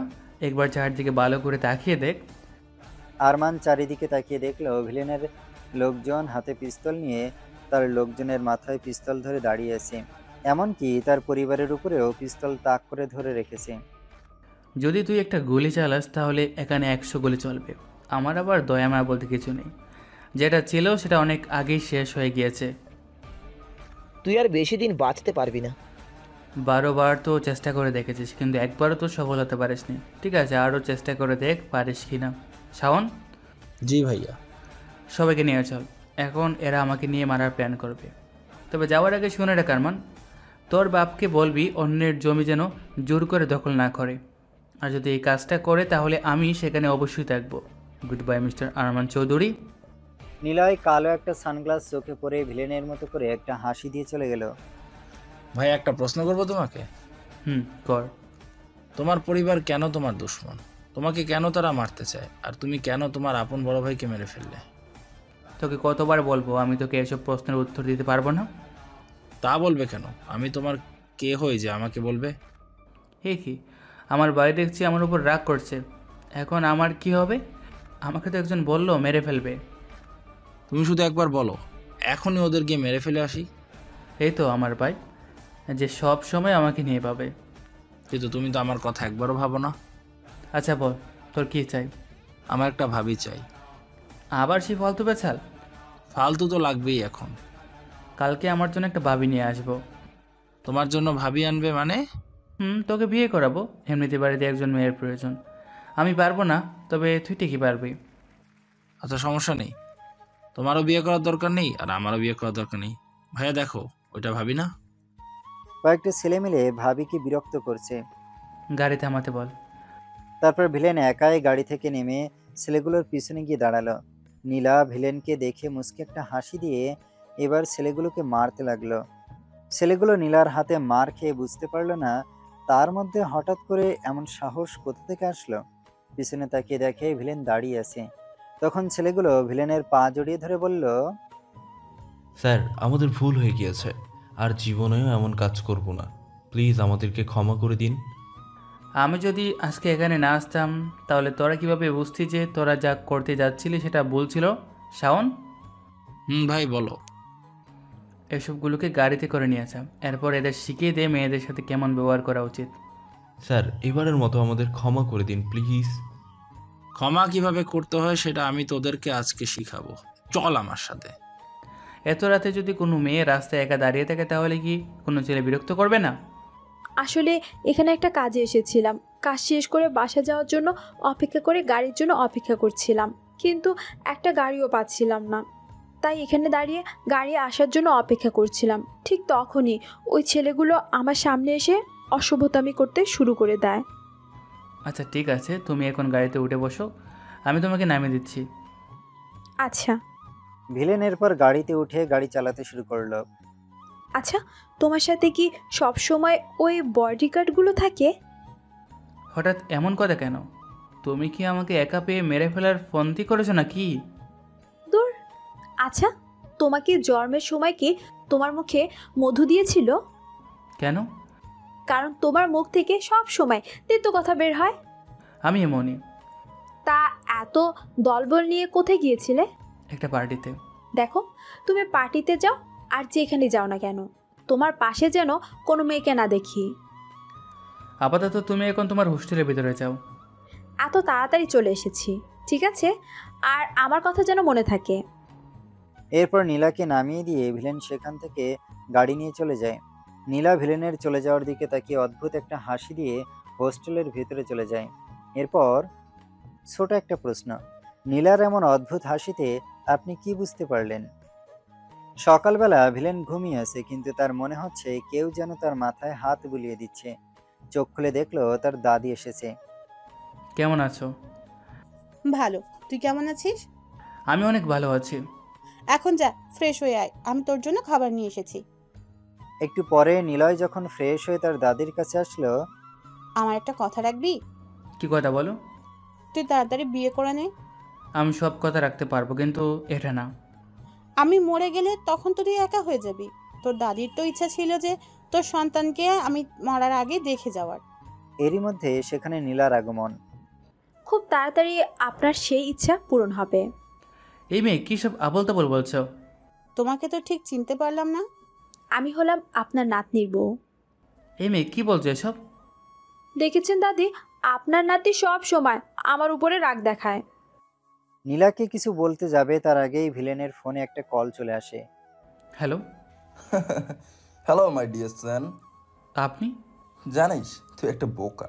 এই বাড়ি থেকে তোর দাদি খাবার নিয়ে গিয়েছে আর তুই সেটা খেয়ে নিলি। একবার ভাবলি না যে তুই যেটা খেয়েছিস সেখানে আমরা বিষ মিশিয়ে দিতে পারি? তা নিলয়, তোকে তো আরেকটা খাবার দেওয়া হয়নি, খবরটা কি সেটা শুনতে চাস? জি বলেন। তোর ভাই মানে যার কাছে তুই আশ্রয় নিয়েছিস তার ছেলেকে তো আমরা খুঁজে পেয়ে গিয়েছি। এখানে নিলয়ের ভাইয়ের নাম আয়ান, বয়স 9 বছর। নিলয়ের যখন তার বাবার সাথে শত্রুতা সৃষ্টি হয় তখন আয়ানের বাবার কাছে আশ্রয় নেয়। আর আয়ানের বাবা ছিল শহরের নামকরা গুন্ডা সুহেল চৌধুরী। আরে বাবা রাগ করে না, এখন তুই ঠান্ডা মাথায় ভাব, নিজে হাসপাতালে যাবি নাকি তোর ভাইকে বাঁচাতে যাবি। কারণ আমার লোক ইতিমধ্যে তোর ভাইকে মারার জন্য বেরিয়ে পড়ছে। বাই বাই সান, সিউ। এরপর ভিলেন ফোনটা পকেটে রেখে দিয়ে ভাবতে শুরু করে দিল। দাদি নিলয়ের এমন অস্থিরতা দেখে বলল, কি হয়েছে? ভিলেন কিছু না বলে গাড়ি নিয়ে তাড়াতাড়ি বের হয়ে পড়লো এদিকে। সোহেল চৌধুরীর লোকজন আয়ানকে মারার জন্য এসে পড়েছে। ওই যে আয়ানকে দেখা যাচ্ছে, ধর ওকে। আয়ান ওদেরকে দেখে দৌড় দেয়। আয়ানের পিছন পিছন ওরাও দৌড়াতে লাগলো। হঠাৎ আয়ানের পা একটা ইটের সাথে ধাক্কা খায় আর আয়ান পড়ে যায়। এদিকে ভিলেন বাড়ি থেকে বেরিয়ে পড়ায় শাওন ও বাকিরা ভিলেনের মোবাইল ট্র্যাক করে তারাও রওনা দেয়। প্লিজ আমাকে মারবেন না, আমাকে ছেড়ে দেন। তোকে তো আমরা ছেড়ে দিব, শুধু একটু কষ্ট পাবি, তারপর তো চিরদিনের জন্য মুক্তি পেয়ে যাবি। ভাইয়া, জানতে পারলে তোমাদের কাউকে বাঁচিয়ে রাখবে না। তোর নিলয় ভাইকে তো বিষ খাওয়ানো হয়েছে, আর এখন মনে হয় সে হাসপাতালে ভর্তি আছে। আর চিন্তা করিস না, ডাক্তারকে বলে তোর ভাইকেও তোর কাছে পাঠিয়ে দেওয়ার ব্যবস্থা করে দেব না। এরপর একটা লোক হাতে ছুরি নিয়ে আয়ানের দিকে এগিয়ে আসে। যেই না আঘাত করবে আয়ানের উপর, এমন সময় ভিলেনের গাড়ি এসে সোজা লোকটির উপরে উঠিয়ে দেয় আর ভিলেন গাড়ি থেকে নেমে আসে। নিলয় ভাইয়া? ভিলেন মরে গেলেও তার ভাইয়ের কোনো ক্ষতি হতে দিবে না। ভিলেনকে দেখে সোহেল চৌধুরীর লোকেরা ভয় পেয়ে যায়। আরে তোরা কেউ ভয় পাস না, ভিলেনকে বিষ দেওয়া হয়েছে, সে একটু পরে এমনিতেই মরে যাবে। আর আমাদের সাথে লড়াই করার মতো ওর কাছে এত শক্তি নেই। তোদের মাথায় আসলে কিচ্ছু নেই। আমি তো বিষ খেয়েছি অনেক আগে, কিন্তু দেখ এখনও তোদের সামনে দাঁড়িয়ে আছে। একটু মাতালের মতো হয়তো দুলছি, তবে আমার পাওয়ার তোরা এখনই বুঝতে পারবি। এরপর ভিলেন একাই সবাইকে মারতে শুরু করে। সবাইকে মারতে মারতে আধমারা অবস্থা করে ফেলে। তখন ওদের মধ্যে থেকে একজনের ফোন বেজে উঠল। ভিলেন ফোনটি রিসিভ করলো। নিলয়ের ভাইকে কি মেরে ফেলেছিস? মাই ডিয়ার ফাদার, নিলয় মরে গেলেও তার ভাইয়ের কিছু হতে দিবে না। ও আচ্ছা, তাহলে তুই এখনো বেঁচে আছিস? আমি বেঁচে আছি বা থাকবো সেটা কালকে বুঝতে পারবেন সোহেল চৌধুরী। এরপর ফোনটি ভিলেন জোরে মাটিতে আছাড় দিয়ে ফেলে দেয়। এরপর ভিলেন আয়ানের কাছে যায়। ভাইয়া, ভয় পাস না, আমি এখনো বেঁচে আছি। কথাটা বলেই ভিলেন মাটিতে ধপ করে পড়ে যায়। ঠিক তখনই শাওন ও বাকিরা চলে আসে। ভিলেনকে তাড়াতাড়ি হাসপাতালে নিয়ে যাওয়া হয়। একটু পর ডাক্তার ওটি থেকে বের হয়ে আসে। ডাক্তার, আমার ভাইয়ার কি অবস্থা? আমার ভাইয়া ঠিক হয়ে যাবে তো? সে এখন বিপদমুক্ত। আসলে তাকে যখন বিষ খাওয়ানো হয়েছিল তার কিছু সময় পরে মনে হয় সে অনেকগুলো লবণ মরিচ খায়, যার কারণে সে বমি করে। এতে তার শরীরটা বিষটা অনেকটা অংশ বাইরে বেরিয়ে আসে, আর সেজন্য বিষ তার শরীরে তেমন একটা ক্ষতি করতে পারেনি। ধন্যবাদ ডাক্তার। তা আমরা কি এখন ভেতরে যেতে পারি? তার শরীর অনেক দুর্বল বলে ঘুমের ইঞ্জেকশন দেওয়া হয়েছে, তাই কিছুক্ষণ অপেক্ষা করুন। কিছুক্ষণ পর সবাই মিলে ভিলেনের কেবিনে প্রবেশ করলো। একটু পর বাইরে থেকে শাওনকে একজন বলল, শাওন ভাইয়া একটু বাহিরে আসবে? আয়ান তুমি এখানে থাকো, আমি এখনই আসছি। শাওন বাইরে চলে আসলো। বলো কি কথা? ভাইয়া, নীলা ভাবি ভাইয়ার সাথে দেখা করতে চাচ্ছে, তাকে কি ভিতরে আসতে বলবো? না, যতক্ষণ না ভিলেনের জ্ঞান না ফিরবে ততক্ষণ নীলা কেন, পুলিশ থেকে শুরু করে কাউকে ভিতরে প্রবেশ করতে দিবি না। ওকে ভাইয়া। রাতের বেলা আরমান, শোন আমি কি বলছি। বাবা বলো। আজকে রাতেই যেভাবে হোক ভিলেনকে হাসপাতালে মেরে ফেলতে হবে। এটা কিভাবে সম্ভব বাবা? হাসপাতালে ভিলেনকে কেউ মারতে পারবে না, কারণ পুরো হাসপাতালে শাওন তার লোকেরা পাহারা দিচ্ছে। হাসপাতালের ভেতরে আমাদের কোনো লোক প্রবেশ করতে পারবে না। যে ডাক্তার ভিলেনের ট্রিটমেন্ট করছে তার পরিবারকে কিডন্যাপ করো। এরপর সেই ডাক্তারকে হুমকি দাও, যদি সে ভিলেনকে না মারে তাহলে আমরা তার পরিবারকে মেরে ফেলবো। বাবা, যে ডক্টর ভিলেনের ট্রিটমেন্ট করছে সেই ডক্টরের ফোন তারা নিয়ে গিয়েছে, যেন ডক্টর কারোর সাথে কথা না বলতে পারে। তাহলে এই হাসপাতালে ভিলেনের যত লোক আছে তার দ্বিগুণ লোক পাঠাও, ভিলেনকে শেষ করতে হবে। ওই হাসপাতালে ভিলেনের 20,000 লোক তাকে প্রোটেকশন দিচ্ছে। এত লোকের মধ্যে গিয়ে ঝামেলা করা যাবে না বাবা। আমি ভাবছি কালকে সকালে আমাদের জন্য কি কি সারপ্রাইজ অপেক্ষা করছে সেটা নিয়ে। তাহলে এক কাজ করো, আমাদের যত বিশ্বস্ত লোক আছে তাদের সবাইকে আজকে রাতেই এই শহর ছেড়ে চলে যেতে বলো। ঠিক আছে বাবা। সকালবেলা বাবা দরজা খোলো, বাবা তাড়াতাড়ি খোলো। কি হয়েছে, এত ডাকাডাকি করছিস কেন? একবার বাইরে এসে দেখো। তুই এভাবে কান্না করছিস কেন? সোহেল চৌধুরী এরপর তাড়াতাড়ি বাইরে চলে আসলো। এসে যা দেখলো তা দেখার জন্য সে মোটেও প্রস্তুত ছিল না। যা সে দেখতে পেল তা দেখে তার চোখ বড় বড় হয়ে গেল। দেখলো কালকে যারা আয়ানকে মারতে গিয়েছিল তাদের সবাইকে মেরে বাড়ির সামনে ঝুলিয়ে রেখে গিয়েছে। তাদের সবার কপালে ভিলেন নাম লেখা। একজন এসে সোহেল চৌধুরীকে ফোনটা এগিয়ে দিয়ে বলে, বস আপনার ফোন। সোহেল চৌধুরী ফোনটা রিসিভ করতে ওপাশ থেকে, সারপ্রাইজ! এই কি চৌধুরী সাহেব, আপনার মুখে তো কোনো কথাই বেরোচ্ছে না। সকালটা কেমন কাটলো? জানি একটু সারপ্রাইজ হয়েছেন, কেবল তো সকাল শুরু, রাত হতে তো আরও অনেক বাকি। দেখতে থাকেন আজকে সারাদিন কি কি সারপ্রাইজ আসে আপনার জন্য। নিলয়! আরে রেগে যাচ্ছ কেন বাবা? ঠান্ডা মাথায় পাবো। আর আপনার লোকদের সাবধানে থাকতে বলবেন। আর হ্যাঁ, আপনার কি যেন ফ্যাক্টরি আছে? মদের ফ্যাক্টরি। আর কি কি যেন আছে? এখনই আপনার লোক সেখানে পাঠান। বলা তো যায় না যদি সেখানে আগুন লেগে যায়। মানে? আচ্ছা এখন রাখি, রাতে আবার ফোন দিয়ে শুনবো সারপ্রাইজগুলো কেমন লেগেছে আপনার। By father. আরমান, আমাদের ফ্যাক্টরিতে তাড়াতাড়ি লোক পাঠাও। যদি ভিলেন সেখানে আসে তাহলে তাকে জানে মেরে ফেলতে বলবি। তার আর দরকার পড়বে না বাবা। কেন? আমাদের সব ফ্যাক্টরিতে আগুন ধরিয়ে দিয়েছে। সোহেল চৌধুরী মাথায় হাত দিয়ে দরজার সামনে বসে পড়ল। যত টাকা লাগে আর যত লোক লাগে জোগাড় কর, আমার কোনো সমস্যা নেই। তারপরে আমি ভিলেনের মৃত্যুর খবর শুনতে চাই। ক্ষমতা দিয়ে ভিলেনকে মারা যাবে না বাবা, তাকে বুদ্ধি দিয়ে শেষ করতে হবে। তার আগে তোমার বিয়ে আমাদেরকে সরকারের ছেলের সাথে দিতে হবে, আর এতে আমাদের শক্তি আরও বেড়ে যাবে। ঠিক আছে, তাহলে সেটাই হোক। এদিকে ভিলেন বাড়িতে চলে এসেছে। শাওন, বলো ভাইয়া। আয়ান সকালে খেয়েছে? না ভাইয়া, আয়ান রাগ করে রুমে শুয়ে আছে। রাগ কেন করলো? সকালে তুমি আয়ানকে না বলেই বাড়ি থেকে বের হয়ে গিয়েছো সেজন্য। আচ্ছা তুই তাহলে খাবার রেডি কর, আমি আয়ানকে নিয়ে আসতেছি। ঠিক আছে ভাইয়া। এরপর ভিলেন আয়ানের রুমে গেল। আয়ান বিছানায় শুনে কান্না করছে। ভিলেন গিয়ে আয়ানের পাশে বসে আয়ানের মাথায় হাত রাখলো। আয়ান মাথা তুলে ভিলেনকে দেখে আবার শুয়ে পড়ল। আমি কিন্তু সকাল থেকে এখন পর্যন্ত কিচ্ছু খাইনি। তো কি হয়েছে? আমি খাবো না, তুমি গিয়ে খেয়ে নাও। ঠিক আছে, তুই যদি তোর বাইকে কষ্ট হইতে চাস তাহলে আর খেয়ে না খেয়ে থাকবো। আয়ান তখন ভিলেনকে জড়িয়ে ধরে কান্না করতে লাগলো। চলো না ভাইয়া, আমরা এখান থেকে অনেক দূরে চলে যাই। আমি আব্বুকে হারিয়েছি, এখন তোমাকে হারাতে চাই না। আরে পাগল, আমার কিচ্ছু হবে না, তুই এত কেন ভয় পাচ্ছিস? আব্বু আমাকে সবসময় এই কথাটাই বলতো, কিন্তু আব্বু তো আমাকে রেখেই চলে গেল। আচ্ছা আগে খেয়ে নেই, আমার অনেক ক্ষুধা পেয়েছে। আচ্ছা চলো তাহলে। খাবার টেবিলে গিয়ে আয়ান আর ভিলেন বসলো খাবার খেতে। এই নে হা কর। খাবো, কিন্তু তার আগে আমার একটা শর্ত আছে। শর্ত? আচ্ছা কি শর্ত? খাওয়ার পর তুমি আর শাওন ভাই দুইজন মিলে নাচবে। এরপর? না, এটা হবে না, আমি বাদ। শাওন আর বাকি সবাই নাচবে, আমি আর তুই বসে দেখবো। না, তুমি আর শাওন ভাইয়া নাচবে, আর আমরা সবাই মিলে দেখব। তা না হলে কিন্তু আমি খাবো না। আচ্ছা ঠিক আছে।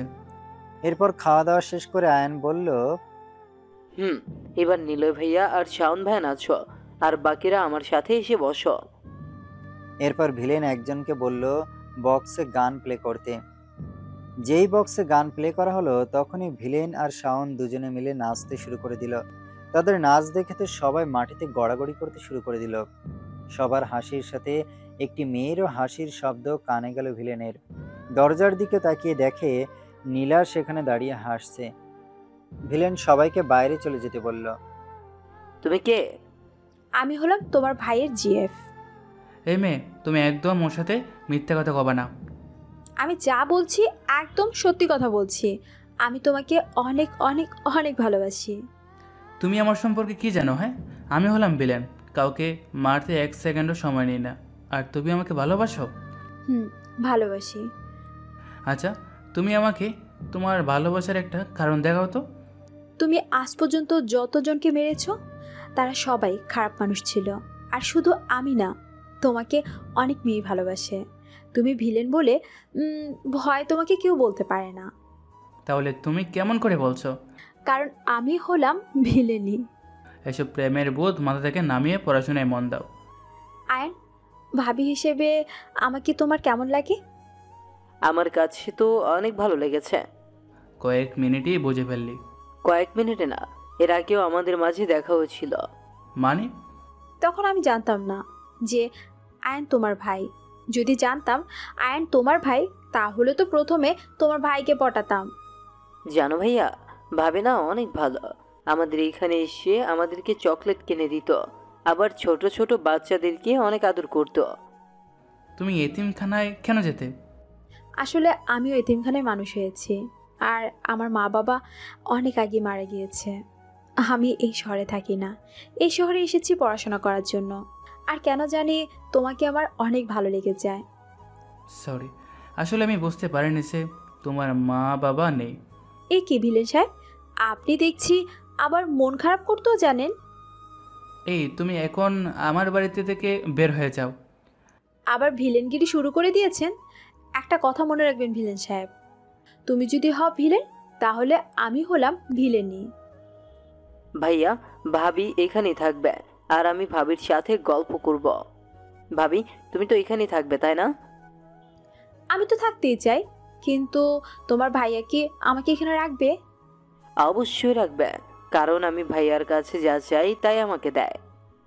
আমি এখন বাইরে যাব, তুমি কিন্তু বাসাতেই থাকবে। আর কিছু দরকার হলে শাওনকে বলবে, শাওন তোমাকে এনে দেবে। তাহলে কখন আসবে? রাতে আসবো, আর আমার আসতে অনেক দেরি হলে তুমি খেয়ে নিও। না, তুমি আসলে তারপর আমি খাবো, তুমি তাড়াতাড়ি আসবে। আচ্ছা ঠিক আছে। এদিকে মাত্র একদিনে নিলয় আমার সব কিছু শেষ করে দিল। কোথায় আছে বাবা? যে যত তাড়াতাড়ি ওপরে ওঠে সে তত তাড়াতাড়ি নিচে নামে। এবার নিলয়ের মৃত্যু হবেই। কিন্তু কি হবে, আমরা তো ওকে শুধু মারার চেষ্টা করছি, আর তাতেই সে আমাদের সব শেষ করে দিল। আর একবার যদি চেষ্টা করি তাহলে আমাদের সবাইকে শেষ করে দেবে। একটা জিনিস লক্ষ্য করেছেন বাবা, আমরা এর আগেও ভিলেনকে মারার চেষ্টা করেছি, কিন্তু ভিলেনের এত ভয়ানক রূপ এর আগে কখনো দেখিনি। ভয়ানক রূপ ধরার কারণ হচ্ছে আমরা আয়ানকে মারার প্ল্যান করাতে। তার মানে ভিলেনের দুর্বল জায়গা আয়ান। বাবা, এবার আয়ানকে আমরা ব্যবহার করে ভিলেনকে মারব। কিভাবে? শুটি সাজানো হয়ে গিয়েছে বাবা, এবার শুধু সময়ের অপেক্ষা। এবার ভিলেনের মৃত্যু নিশ্চিন্ত। অন্যদিকে রাতে নিলয় বাসায় ফিরে আসে। এগিয়ে তুমি এখনো যাওনি কেন? আয়ন বলল, তুমি যে পর্যন্ত না আসো আমি যেন সেই পর্যন্ত এখানে থেকে যাই। ঠিক আছে, আমি শাওনকে বলছি তোমাকে হোস্টেলে পৌঁছে দিবে। নীলা মনে মনে ভাবছে, কি ছেলে রে বাবা, এত রাত হয়েছে তারপরও বলছে চলে যেতে। বলতেও তো পারতো আজকে আর যাওয়ার দরকার নেই, আজকের রাতটা এখানে থেকে যাও। কি ভাবছো? না মানে আসলে ভাবি আজকে কোথাও যাবে না, এই বাড়িতেই থাকবে। না আয়ান, সে না হয় কালকে আবার আসবে, আজকের মতো চলে যেতে দাও। ভাবি আজকে থেকে যাও না প্লিজ। নীলা এবার নিলয়ের দিকে তাকালো। ভিলেন এবার বুঝে গেল নীলার চোখের ভাষা। তার মানে নীলা আজকের রাতটা এখানে থাকতে চাচ্ছে। ঠিক আছে। নীলা মুচকি হেসে দিল। আচ্ছা আয়ান, আজকে রাতে আমি আর যাব না। আজকে রাতে আমি তোমার সাথে সারা রাত ধরে গল্প করব, ঠিক আছে? ধন্যবাদ ভাবি। এবার তোমরা ফ্রেশ হয়ে খাবার টেবিলে এসো, আমি খাবার রেডি করে দিচ্ছি। ঠিক আছে ভাবি। ভিলেন তার রুমে গিয়ে শাওনকে কল দিল। হ্যাঁ ভাই বলো। নীলার সম্পর্কে কি কি জানতে পারলি? ভাই আমি খোঁজ নিয়ে দেখেছি, নীলা ভাবি যা যা বলেছে সব সত্য কথা। ওকে ঠিক আছে। তারপর নিলয় নিচে নামলো। ভাবি আজকের খাবারটা অনেক ভালো হয়েছে। ধন্যবাদ। ভাবি তুমি আমাদের বাড়িতে একবারের জন্য চলে আসো। আমি তো আসতেই চাই, কিন্তু তোমার ভাইয়াই তো রাজি হয় না। ভাইয়া তুমি ভাবিকে একেবারের জন্য এখানে নিয়ে আসো না প্লিজ। চুপচাপ বসে খাও। আয়ান আর কিছু বলল না, চুপচাপ বসে খেয়ে রুমে চলে গেল। ভিলেন একটু পর আয়ানের রুমে গিয়ে দেখলো নীলা আয়ানকে ঘুম পাড়িয়ে দিচ্ছে। আমি যদি আয়নের সাথে ঘুমাই তাহলে কি কোনো সমস্যা হবে?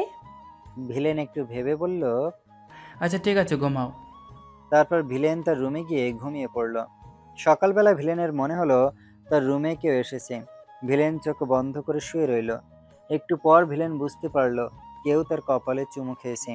ভিলেন সাথে সাথেই চোখ খুলে ফেলল আর দেখলো নীলা তার পাশে বসে আছে। ভিলেন চোখ খুলছে সেটা বুঝতে পেরে নীলা দৌড় দিয়ে পালিয়ে যেতে চাইল, কিন্তু তার আগেই ভিলেন নীলার হাত ধরে ফেলল এবং নীলার হাত ধরে টান দিতেই নীলা ভিলেনের উপরে গিয়ে পড়ল। দুজন দুজনের চোখের দিকে তাকিয়ে রইল কিছুক্ষণ। এত সকালে আমার রুমে কি? না, মানে আসলে এমনি। না, মানে আসলে এমনিটা কি? মারতে এসেছিলি আমাকে? আমি মারতে আসিনি, তবে তোমার প্রেমে মরতে এসেছি। তুমি দেখতে অনেক সুন্দর, আমার থেকে অনেক ভালো ছেলে পাবে। কিন্তু তোমাকে তো পাবো না। তুমি কেন বুঝতে পারছো না? আমার সাথে থাকলে তোমার নিজের জীবনের কোনো গ্যারান্টি থাকবে না। যে কোনো সময় তুমি উপরে চলে যেতে পারো। আমি এইটুকু বিশ্বাস করি, যতক্ষণ তুমি বেঁচে আছো ততক্ষণ আমাকে কেউ ছুতে পারবে না। ওদের কথোপকথনের মধ্যেই আয়ান দরজার সামনে এসে গলা ঝাড়ি দিল। নীলা পিছনে তাকিয়ে দেখলো দরজার সামনে আয়ান দাঁড়িয়ে আছে, তাই সাথে সাথেই নিলয়ের উপর থেকে উঠে পড়ল। আয়ান, তুমি এখানে? তোমাকে খুঁজতেছিলাম, আর খুঁজতে খুঁজতে এখানে চলে আসলাম। আচ্ছা চলো তাহলে। নীলা রুম থেকে যাওয়ার আগে নিলয়ের দিকে তাকিয়ে চোখ মেরে গেল। নিলয়ও হেসে দিল। এরপর ফ্রেশ হয়ে খাবার খেয়ে নিল। তারপর ভিলেন গাড়িতে বসে নীলাকে নিয়ে তার হোস্টেলে রওনা দিল। আমাকে কি ভালোবাসা যায় না? না। কেন? কারণ আমি বিবাহিত। তা তোমার বউ কোথায় শুনি? আমার বউকে শত্রুরা মেরে ফেলেছে। I am sorry. একটু পর, সত্যি কি তুমি বিয়ে করেছিলে? আমি কারোর সাথে মিথ্যা কথা বলি না, আর মিথ্যাবাদীদেরকে আমি পছন্দ করি না। এরপর দুইজনই চুপ করে রইল। একটু পর নীলা আবারও বলল, খুব ভালোবাসতে তাকে? ভিলেন চুপ হয়ে আছে, কোনো কথা বলছে না। বলো না। আমি এসব নিয়ে কোনো কথা বলতে চাই না। তুমি বলো বা নাই বা বলো, আমি তোমাকে ভালোবাসি আর ভালোবেসেই যাব। আমার পেছনে ঘুরে তোমার শুধু সময় নষ্ট হবে। দেখা যাবে। এখন গাড়ি থেকে নামো, আমরা এসে গিয়েছি। নীলা সুযোগ বুঝে নিলয়ের গালে একটা কিস করে তাড়াতাড়ি গাড়ি থেকে নেমে পড়ল। বাই। এরপর নিলয় আবার তার গাড়ি চালানোর দিকে মনোযোগ দেয়। তখন ভিলেনের ফোন বেজে উঠল। তাকিয়ে দেখে শাওন কল দিয়েছে।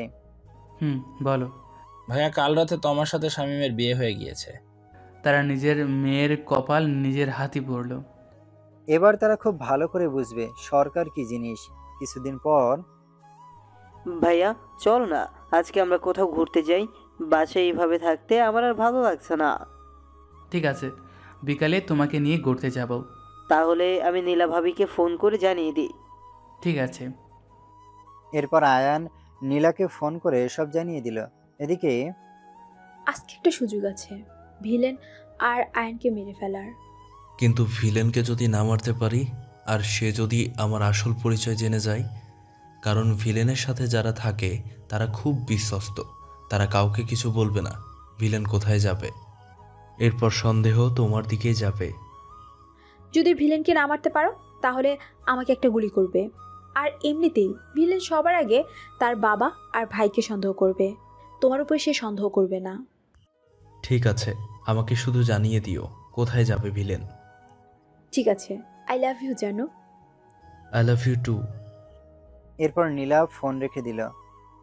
ভিলেন, তুই আমার ভাইকে মেরেছিলি, তোর মৃত্যু আমার হাতেই হবে। আর তারপর তোর পুরো পরিবারকে সরকার বাড়ির গোলাম বানিয়ে রাখবো। তোর চাইতে বড় ভিলেন এই নীলা সরকার। বিকেলে সবাই ঘুরতে বের হয়েছে। এদিকে নীলা জানিয়ে দিল ভিলেনকে কোথায় হামলা করতে হবে, কিন্তু ভিলেন তাদেরকে অন্য জায়গায় ঘুরতে নিয়ে গেল। নীলা কিছু বুঝতে না পেরে ভিলেনকে বলল, আমরা এখানে আসলাম কেন? আমাদের তো আরেক জায়গায় যাওয়ার কথা ছিল। যাওয়ার কথা ছিল অন্য জায়গায়, কিন্তু আসলাম এখানে। এর জন্যই তো সবাই আমাকে ভিলেন বলে। মানে? তোমাকে এত মানে বুঝতে হবে না। ওই জায়গাটা থেকে এই জায়গাটা আরো বেশি সুন্দর। ভাবি, এইদিকে আসো। আসছি। নীলা মনে মনে ভাবছে, এই তো দেখছি অনেক চালাক, তার জন্য সে এতবার মৃত্যুর মুখ থেকে ফিরে এসেছে, কিন্তু এবার আর পারবে না। ভিলেন এবার গাড়িতে গিয়ে বসলো। গাড়ির ভেতরে থাকা একজনের উদ্দেশ্যে ভিলেন বলল, তোর হাতে অস্ত্র থাকার পরেও আমি তোকে কখনো সন্দেহ করিনি। তোকে আমি অনেক বিশ্বাস করছিলাম। তারপরও তুই কেন আজকে আমাকে মারার প্ল্যান করলি? আমাকে মাফ করে দাও ভাই। ওর মতো বিশ্বাসঘাতকের ক্ষমা বলতে কিচ্ছু নেই। ওকে মেরে ফেলো ভাই। শেষ একটা সুযোগ দাও ভাই। তুই কি করে ভাইকে মারার জন্য আরমানকে খবর দিলি? তুই কি করে ভুলে গেলি ভাইয়ের জন্য আমরা সবসময় জীবন দিতে প্রস্তুত? আমাকে মাফ করে দাও ভাইয়া, আমার ভুল হয়ে গিয়েছে। আমি তোমাকে রেখে আর কোথাও যাব না। ওই থাম তোরা। ভাই, তোমার জন্য আমি আমার জান পর্যন্ত দিতে পারি। এই নে কাগজ, আর ব্যাংকে তোর নামে অনেক টাকা জমা আছে, যা দিয়ে তুই সারা জীবন বসে বসে খেতে পারবি। আর আজকে থেকে তোর মুখ আর আমাকে জীবনও দেখাবি না। তুমি আমাকে রাস্তা থেকে তুলে এনে নতুন জীবন দিয়েছিলে, তোমাকে রেখে আমি কেমন করে যাই? তোকে আমি ক্ষমা করে দিলেও আমার কাছে রাখতে পারবো না, কারণ তোর উপর আমার একবার যে বিশ্বাসটা ছিল সেটা আর কখনো হবে না। শাওন, তুই ওকে নিয়ে যা, আর আমার চোখের সামনে ও যেন কখনো না আসে। এরপর ভিলেন গাড়ি থেকে নেমে একটা খোলা জায়গায় এসে একা দাঁড়িয়ে পরিবেশটা দেখতে লাগলো। নীলা গিয়ে ভিলেনের পাশে গিয়ে দাঁড়ালো। নীলা লক্ষ্য করলো ভিলেনের চোখে পানি। তুমি কান্না করছো কেন? ভিলেন পাশে তাকিয়ে দেখলো নীলা দাঁড়িয়ে রয়েছে, তাই সাথে সাথে তার চোখের পানি মুছে ফেললো। কি হলো বলো? কাছের মানুষ যখন বিশ্বাসঘাতকতা করে তখন না চাইতেও এই চোখ দিয়ে পানি গড়িয়ে পড়ে। এই কথা শুনে নীলা চমকে গেল। মানে? নিলয় নীলার কথার কোনো উত্তর না দিয়ে বলল, গাড়িতে গিয়ে বসো, সন্ধ্যা হয়ে গিয়েছে, তাড়াতাড়ি বাড়িতে যেতে হবে। এরপর ভিলেন গাড়ির দিকে চলে গেল। নীলা মনে মনে ভাবছে, তাহলে কি ভিলেন সব জেনে গিয়েছে? নীলা তার বিএফকে ফোন দিল। না, এবার আর দেরি করা যাবে না। আজকে ভিলেন যখন আমাকে হোস্টেলে নামিয়ে দিতে আসবে তখন তাকে শেষ করে দিতে হবে। বিলেন কি গাইড থেকে নামবে? আর বিলেন তো একা যাবে না, সাথে ওর কুকুরগুলোও যাবে। তা নিয়ে তোমাকে ভাবতে হবে না, তুমি শুধু রেডি হয়ে থেকো। ভিলেন গাড়ি থেকে নামা মাত্রই তার উপরে হামলা করে দিবে। আচ্ছা ঠিক আছে, তাই হবে। এরপর সবাই গাড়িতে গিয়ে বসে পড়লো। একটু পর সবাই বাড়িতে চলে আসলো। ভাবি, আজকে আমাদের সাথে থেকে যাও না। আয়ান, নীলা তোমার বাবি হয় না, আর কখনো নীলাকে বাবি বলবে না। আয়ান, তুমি আমাকে ভাবি বলে ডাকবে, ঠিক আছে? শাওন, তুই আয়ানকে নিয়ে রুমে যা। শাওন আয়ানকে নিয়ে রুমে যেতেই সাথে সাথে ভিলেন নীলাকে চড় মারলো। নীলা গালে হাত দিয়ে ভিলেনের দিকে তাকিয়ে রইল। অনেক সহ্য করেছি, কিন্তু আর না। তুমি হয়তো জানো না, আমার সবচেয়ে কাছের মানুষের উপর আমার দুশ্মনরা আক্রমণ করে। তাই আমি চাই না তোমার কোনো ক্ষতি হোক। আজকের পর থেকে এ বাড়িতে তুমি আর কখনো আসবে না। ভিলেন কথাগুলো বলে চলে গেল, আর নীলা গালে হাত দিয়ে ভাবতে লাগলো, কি হতে কি হয়ে গেল? কি ভাবছেন? আমার ভাইয়াকে এই রূপে আগে কখনো দেখেনি, তাই তো? নীলা মাথা নাড়িয়ে হ্যাঁ সূচক জবাব দিল। আজকে আমাদের এক লোক ভাইকে মারার জন্য শত্রুদের সাহায্য করেছিল, কিন্তু ভাই আগেই সব জানতে পারে, আর তার জন্য আমাদের অন্য জায়গায় নিয়ে যায়। নীলা মনে মনে ভাবছে, তাহলে আমাকে কেউ সন্দেহ করেনি। যাক বাবা, বাঁচা গেল। ভাই সবকিছু সহ্য করতে পারে, কিন্তু কাছের মানুষগুলো বেইমানি করলে সেটা মানতে পারে না, আর এখন সেই রাগ আপনার উপর ছাড়লো। তোমার ভাই কি এরকমই? মানুষ বিপদে পড়লে ভাইয়াকে ডাকলে ভাইয়া সেখানে যায়, মানুষকে টাকা পয়সা দিয়ে সাহায্য করে। উপর থেকে ভাইকে দেখলে সবাই ঘৃণা করবে, কিন্তু একবার ভাইকে ভিতর থেকে দেখলে সবাই ভালোবাসতে বাধ্য হবে। আর আপনার তো এসব জানা আছে, তার জন্যই তো ভাইয়ার প্রেমে পড়েছেন। আর চিন্তা করতে হবে না, কিছুক্ষণ ভাইয়া একা থাকলে ভাইয়ার রাগটা কমে যাবে, আর তখন এসে দেখবেন আপনাকে সরি বলবে। আচ্ছা, তোমার ভাইয়ার বউকে কারা মেরে ফেলেছে? ও, তাহলে আপনি জানেন ভাইয়া যে বিয়ে করেছিল? জানি। আমি শুধু এটুকুই জানি মেয়েটি ভাইয়ার বেস্ট ফ্রেন্ড ছিল, আর তাকে ভাইয়ার শত্রুরা মেরে ফেলেছে। ঠিক আছে, তোমার ভাইয়ার কাছ থেকে আমি পরে জেনে নিব। একটু পর ভিলেন আবার আসলো। তা কি ভাবছো? যাওয়ার জন্য ভালোবাসিনি, তোমাকে পাওয়ার জন্যই ভালোবেসেছি। ভিলেন নীলার চোখের দিকে কিছুক্ষণ তাকিয়ে রইল। চলো তোমাকে হোস্টেলে দিয়ে আসি। নীলা নিলয়ের হাত ধরে বলল, আমার এই চোখের দিকে তাকিয়ে বলো তো, এই কয়েকদিনে কি আমার জন্য তোমার মনের মধ্যে একটু ফিল হয়নি? ভিলেন আবারও নীলার চোখের দিকে তাকালো, তারপর চোখ নামিয়ে নিলে। কি হলো, আবার চোখ নামিয়ে নিলে কেন? চলো তোমাকে আমি নামিয়ে দিয়ে আসি। নীলা মনে মনে দুষ্ট একটা হাসি দিয়ে ভাবছে, নিশানায় ঠিক জায়গায় গিয়ে লেগেছে, কারণ নীলয়ের চোখ মুখ দেখে বোঝা যাচ্ছে সে আমার প্রতি দুর্বল হয়ে যাচ্ছে। এরপর ভিলেন নীলাকে নিয়ে গাড়িতে করে বেরিয়ে পড়ে। হোস্টেলের সামনে আসা মাত্রই নীলা গাড়ি থেকে নেমে পড়ে যাওয়ার অভিনয় করে। ভিলেন নীলাকে পড়ে যেতে দেখে সাথে সাথে নীলার হাত ধরে নীলাকে পড়ে যাওয়ার হাত থেকে টেনে তোলে। ঠিক তখনই গুলির শব্দ হয়। ভিলেন পিছনে তাকিয়ে দেখে কেউ একজন গুলি করছে, কিন্তু সেখানে মারুফ আসাতে গুলিটা ভিলেনের গায়ে না লেগে মারুফের বুকে গিয়ে লাগে। এরপর আবারও গুলি চালালে ভিলেনের ডান হাতে গিয়ে একটা গুলি লাগে। এরপর ভিলেনও গুলি করতে শুরু করে। ভিলেন কোনো উপায় না পেয়ে মারুফ আর নীলাকে গাড়িতে উঠিয়ে গাড়ি চালাতে শুরু করে দিল।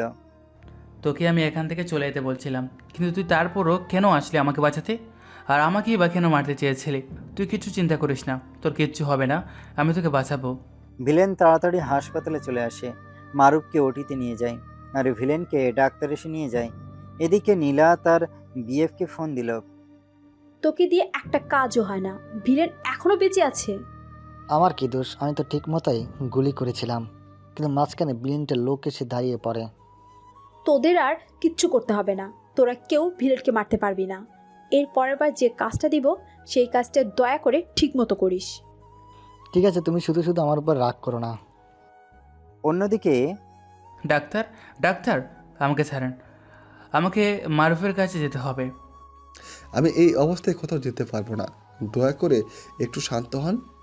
আমার ফোনটা দেন। ডাক্তার গিয়ে ভিলেনকে তার ফোনটা দিল। ভিলেন ফোনটা হাতে নিয়ে শাওনকে কল দিল। আয়ান কোথায়? সে তার রুমেই আছে। শোন, আমি বাড়ি না আসা পর্যন্ত আয়ানের রুমে কেউ যেন না ঢোকে, আর বাড়িতে লোক বাড়িয়ে দে। ঠিক আছে, কিন্তু তুমি কোথায়? আমার উপর হামলা হয়েছে, আমাকে বাঁচাতে গিয়ে মারুফের গায়ে গুলি লেগেছে, আর আমার হাতেও গুলি লেগেছে। আর শোন, এই কথা যেন আয়ান না জানতে পারে। কি? তোমার গুলি লেগেছে?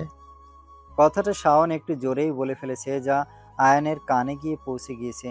আয়ান দৌড় দিয়ে শাওনের কাছে এসে বলল, ভাইয়ার গুলি লেগেছে। শাওন পিছনে তাকিয়ে দেখে আয়ান সেখানে দাঁড়িয়ে আছে। ভাই, আয়ান সব শুনে ফেলেছে। শাওন ভাইয়া, আমি নীল ভাইয়ের কাছে যাব। ঠিক আছে, আয়ানকে সাবধানে নিয়ে আসবি। যদি কেউ পথ আটকায় তাহলে তাকে মেরে ফেলবি। ঠিক আছে ভাই। একটু পর ডাক্তার এসে ভিলেনকে বলল, সরি ভিলেন, আমরা মারুফকে বাঁচাতে পারিনি।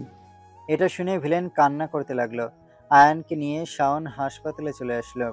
আয়ানকে দেখে ভিলেন চোখের পানি মুছিয়ে নিজেকে শক্ত করলো। আয়ান কান্না করে বলতে লাগলো, চলো ভাইয়া, আমরা এখান থেকে অনেক দূরে চলে যাই। আমার এইসব মারামারি একদম ভালো লাগে না। আরে কিছু হয়নি আমার, তুমি কান্না করো না। চলো, আজকে আমরা এখান থেকে অনেক দূরে চলে যাই। নীলা ভিলেনকে অনেক সেবা যত্ন করে, যার কারণে ভিলেন তাড়াতাড়ি ভালো হয়ে যায়। আর ভিলেনও দিন দিন নীলার প্রতি দুর্বল হয়ে পড়ে। কিছুদিন পর, শাওন, তোকে একটা কথা বলবো, সেটা তুই রাখতে পারবি? বলো ভাইয়া। যদি কখনো আমার কিছু হয়ে যায় তখন তুই আয়ানকে নিয়ে অনেক দূরে কোথাও চলে যাবি, আমাকে কথা দে। ভাই, তুমি এসব কেন বলছো?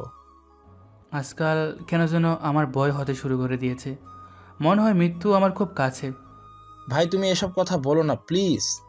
এরই মধ্যে নীলা চলে আসে। কি বলবে না শুনি? শাওন, তুই এখন যা। তোমাকে একটা কথা বলতে চাই। বলো, কি কথা? আমি তোমাকে বিয়ে করতে চাই। এরপর নীলয় কথাটা শুনে নীলার দিকে এক দৃষ্টিতে তাকিয়ে রইল। কি হলো, কিছু বলো। এটা সম্ভব না। কেন সম্ভব না? কালকে আমি সূর্য দেখতে পারবো কিনা তার কোনো গ্যারান্টি নেই। আমার এই অনিশ্চিত জীবনের সাথে তোমাকে জড়াতে চাই না। কাল তুমি আমার সাথে থাকবে কি না সেটা আমি জানতে চাই। আমি আজকেই তোমার সাথে থাকতে চাই। পৃথিবীর কোনো মানুষ গ্যারান্টি দিয়ে বলতে পারে না যে আমি এতদিন বাঁচতে পারবো। মানুষ যে কোনো সময় মারা যেতে পারে, তা একমাত্র উপরওয়ালাই ভালো জানেন। তাদের মৃত্যু হয়তো স্বাভাবিকভাবেই হবে, কিন্তু আমার মৃত্যু কোনো এক বন্দুকের গুলিতে হবে। সেই গুলি তোমার দিকে আসার আগে আমি বুক পেতে দেব। তুমি বুঝতে পারছো না।